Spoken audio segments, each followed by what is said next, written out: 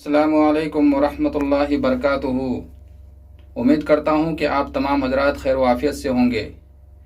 आप देख रहे हैं आज़ाद इन्फॉर्मेशन और मैं हूँ आपका छोटा भाई AK आज़ाद बदर। मजलिस-ए-इत्तिहादुल मुस्लिमीन बिहार के सदर अख्तरुल इबान साहब ने 2024 के चुनाव की रणनीति तैयार कर रहे हैं। ये वो दौर है जहाँ हर पार्टियों की नज़र मजलिस पर टिकी है। हर पार्टियां मजलिस को बदनाम करके, मजलिस को बी टीम कह करके अपनी अपनी रोटियां सेक रहे हैं। बल्कि यूं कहिए कि मजलिस को बदनाम करके ही कामयाब हो रहे हैं। सोशल मीडिया को अगर देखा जाए तो वहां भी यही हाल है।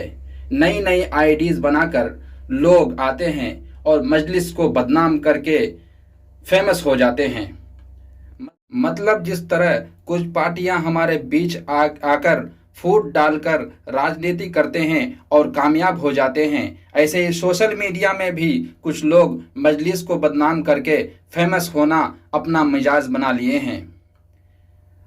बिहार सदर अख्तरुल इमान साहब ने कहा कि एमआईएम न तो प्रधानमंत्री और मुख्यमंत्री बनने के लिए चुनाव लड़ रही है, बल्कि गरीबों और दबे कुचलों की आवाज़ पार्लियामेंट में उठाने के लिए और उन्हें इंसाफ और हक दिलाने के लिए चुनाव लड़ रही है। उन्होंने कहा कि मौजूदा वक्त में देश की सरहद में दुश्मन भी उतना नुकसान नहीं पहुंचा रहे हैं जितना कि फिरका परस्ती ताकतों ने देश को नुकसान पहुंचाया है।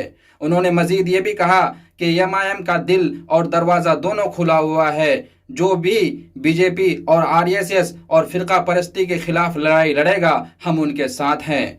उन्होंने क्या कुछ कहा, आइए सुनते हैं इस वीडियो में और इस इंटरव्यू में। उससे पहले अगर मेरे चैनल को अभी तक सब्सक्राइब नहीं किया तो मेरे चैनल को सब्सक्राइब करके बेल आइकन को भी दबा दीजिए ताकि इस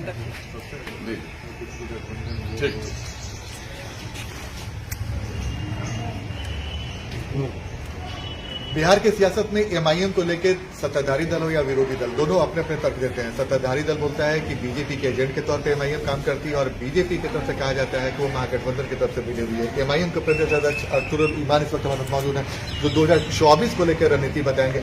2024 में एमआईएम का क्या रहने वाला है, किसके साथ जाने वाला है एमआईएम?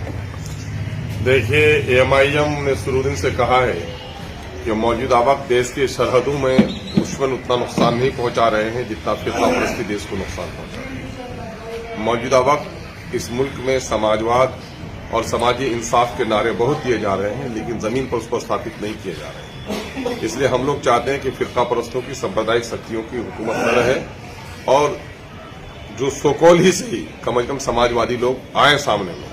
लेकिन जाहिर है कि एमआईएम सत्ता की लड़ाई जो प्रधानमंत्री और मुख्यमंत्री की लड़ाई नहीं लड़ रही है, बल्कि शोषितों, पीड़ितों, वंचितों और अकलियतों की लड़ाई लड़ रही है। इसका सवाल ये पैदा हो, उन्होंने शुरू में भी कहा है कि साहब हमारा दिल भी खुला हुआ है, दरवाजे भी खुले हुए हैं। बीजेपी और आरएसएस के खिलाफ जो लोग लड़ाई लड़ेगा, हम उसके साथ। तो महागठबंधन तो आपको अपने साथ रखे नहीं, बल्कि आपको भाई न रखे कोई नहीं होगा। कल उससे तीसरी कोई ताकत पैदा होगी, हम उसी ताकत 2024 में भी हम लड़ेंगे।